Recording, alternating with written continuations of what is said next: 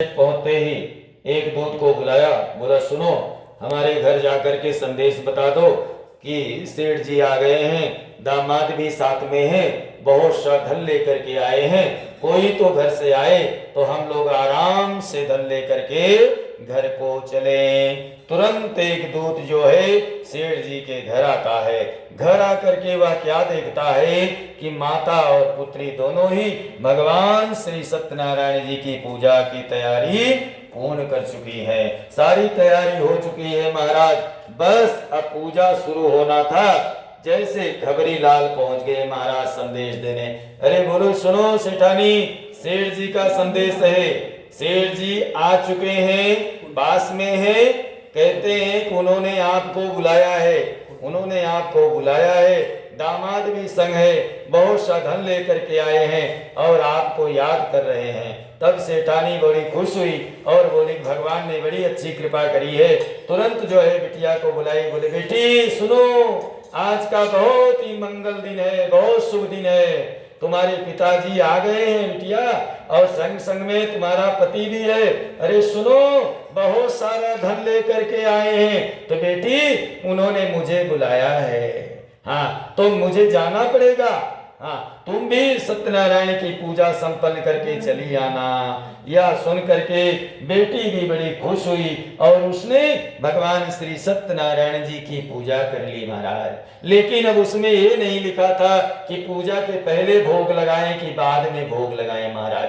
तो वह जो है भोग लगाना भूल जाती है और प्रसाद का त्याग कर देती है। जब घर से निकलती है तो भगवान ने सोचा कि इसने मेरा प्रसाद त्याग दिया है, तो इसको अभी यह आभास हो जाना चाहिए कि इसने गलती किया है, तो क्या करें। तो भगवान ने क्या किया, नौका में बैठा हुआ धन के साथ उसके पति को अदृश्य कर देते हैं। जब कन्या पहुंची नदी के किनारे तो उसने क्या पाया, अपने पिता को पाया, माता को पाया, नाविक लोगों को पाया, लेकिन पति और धन दूर दूर तक उसे दिखाई नहीं दिया महाराज।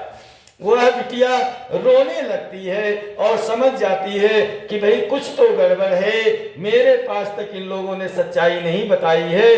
तो वह बिटिया क्या करती है कि जोर जोर से विलाप करके जब रोने लगती है तो श्री रामचरितमानस में बाबा श्री तुलसीदास जी की एक चौपाई है, आप लोग श्रवण करें। क्या कहती है, अरे जिया बिनु देहा और नदी बिनु बारी अतई से नाथ पुरुष बिनु नारी, हाँ तई से नाथ पुरुष बिनु नारी।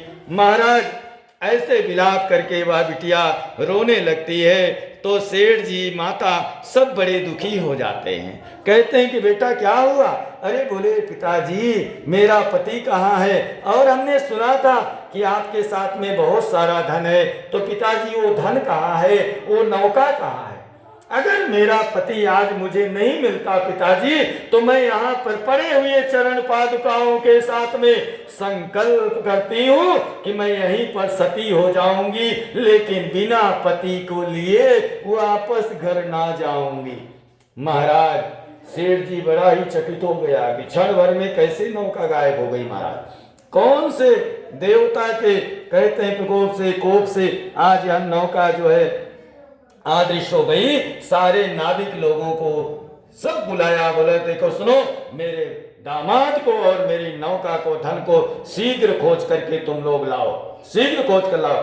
बड़े बड़े महाराज नाविक लोग उतरे, बड़े बड़े गोताखोर उतरे, लेकिन भगवान कृष्ण की लीला है, माया है, हाँ कोई भी नौका का पता नहीं पाया महाराज। सब लोग वापस लौट आए और कहा सेठ जी नौका नहीं मिली। सेठ जी सुन करके परेशान हो गए महाराज, और फिर उन्होंने सोचा शायद भगवान जो है मुझसे फिर से नाराज हो गए महाराज। तुरंत उन्होंने भगवान की आराधना किया, स्तुति किया। अरे कृपा की ज्योति न आदत तुम्हारी, तो सुनी रहती अदालत तुम्हारी। न हम होते मुलजिम न तुम होते आके, न घर घर में होती इबादत तुम्हारी, कृपा कर प्रभु जी। जो गलती मुझसे हुई है, हे नाथ उसको समारो मुरारी, हे कृष्ण उसको समारो मुरारी।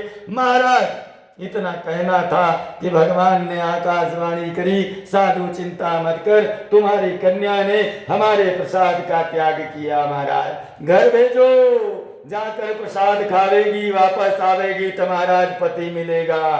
तुरंत कन्या भाग कर घर पे गई, भगवान को भोग लगाया, हाँ प्रसाद को खाया, और प्रेम से जब नदी पर पहुंची तो उसने अपने पति और धन को पाया।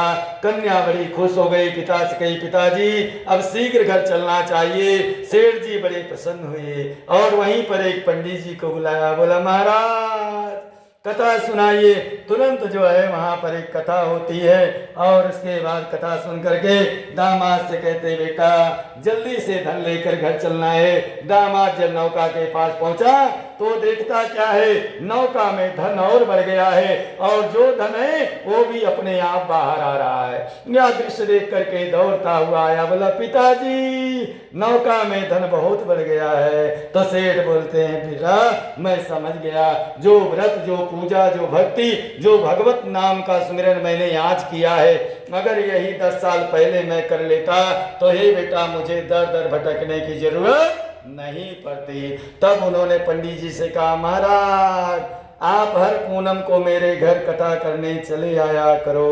इस तरह से कहते हैं अपना धन परिवार सब लेकर के घर आते हैं, आनंद और भक्ति से अपना जीवन जीते हैं, अंत समय भगवत धाम को प्राप्त होते हैं। इति स्कंद पुराणे रेवाण खंडे वार्णिक श्री सत्यनारायण व्रत कथायाम चतुर्थो अध्याय पूर्णता। बोल श्री सत्यनारायण बाबा की।